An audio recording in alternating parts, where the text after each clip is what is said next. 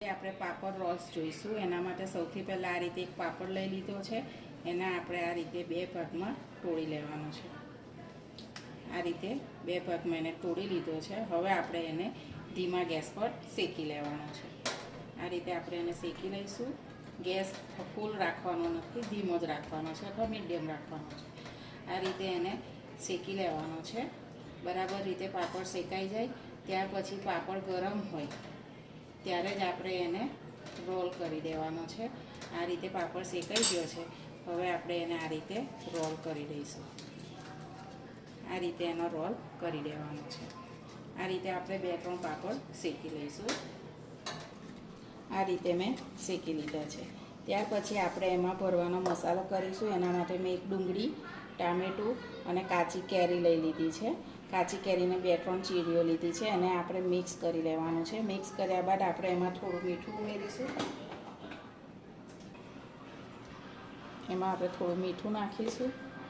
ત્યાર પછી આપણે એમાં થોડો મરી પાવડર નાખવાનો છે।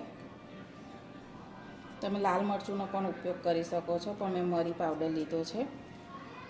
અને થોડું જીરું નાખીશું। ત્યાર પછી આપણે એને બરાબર હલાવી લઈશું।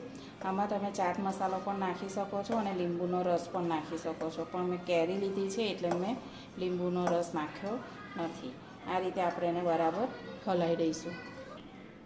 આ રીતે મિક્સ કર્યા બાદ આપણે એમાં પાપડના જે આપણે રોલ બનાવેલા હતા એમાં આ રીતે આપણે એને ભરી દેવાનું છે। આ રીતે આપણે બધા પાપડ ભરી લઈશું।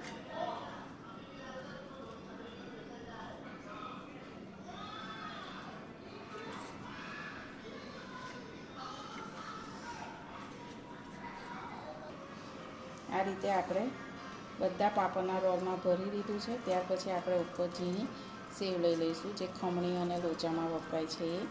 આ રીતે આપણે સેવ લઈ લેવાની છે। તો આ તૈયાર છે આપણા પાપડ રોલ। આ તમે નાસ્તામાં પણ ખાઈ શકો છો અને જમતી વખતે તમે પણ એનો પણ ઉપયોગ કરી શકો છો।